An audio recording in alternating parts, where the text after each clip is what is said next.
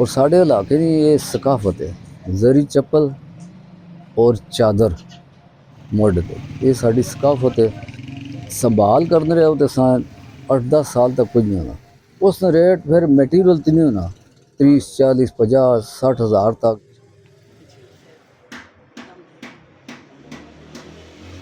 मेरी अपने हाथ की मशहूर चप्पल ये वे जी तकरीबन सन 2000 मैं बिल क्लिंटन ने भेजी है।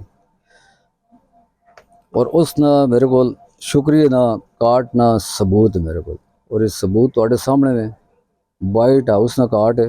और इस तो बाद मैं और एक उस तो बाद सदर बुश आया है, फिर सदर बुश मैं अपनी तरफ उन्हें भी सैंपल तोहफा भेजा है। इस काम ਦੇ ਵਿੱਚ ज़्यादा जो साड़ी मशहूरगी है वो जरी चप्पल तो मैं जी चप्पल थोड़े सामने है।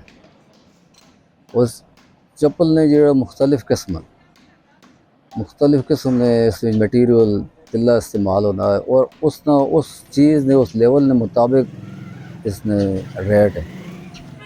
मसलन चप्पल असी तैयार पर करने हैं उसने 5000 रुपये रेट है, तो उस तरह का मटीरियल उसी। लेकिन अगर जितना ज़्यादा उसने अच्छा मटीरियल अच्छा तिल्ला उस टाइम ज़्यादा लगे उसी, वो उतनी महंगी उसी और उतनी नाजुक उसी, और उसका उतना संभाल भी उसी।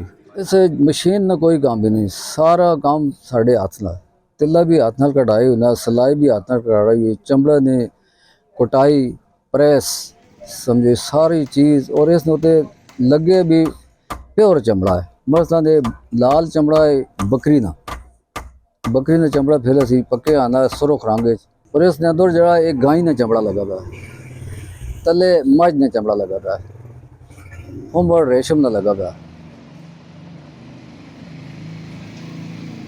और साढ़े इलाके तो पहले साढ़े घर च भी करने हैं, लेकिन वो जो साढ़िया मावां भैन या कोई फौत हो गई कोई शादी हो गई, वो फिर इतों साढ़े इलाके जो हम शहदाल खत्म हो गया। ये हूँ तिल्ला तलागांग खुंडा कामरा ये इलाके फतेह जंग तो अगे उन्होंने इलाके ने अंदर तिल्ले का काम होना है। फिर ये असी स्पेशल काम है असी उन्हें देने, फिर वो 2-3 महीने बाद असा फिर तैयार करके देने वापस, फिर उस तो बाद असी ये तैयार करते हैं। साढ़े को तकरीबन दरा खैबर तो कहने कराची तक हर शौकी आदमी वो साढ़े को चप्पल बनाना है। चप्पल ना जितना अच्छा काम है, आम जो मामूली काम है वो चलना है, लेकिन अच्छा काम जड़ा है वो जवाल पजीर हो जाना है। और उस वजूहत जो कोई महंगाई इतनी ज़्यादा है, कोई अगों सीखना चाहना ही नहीं।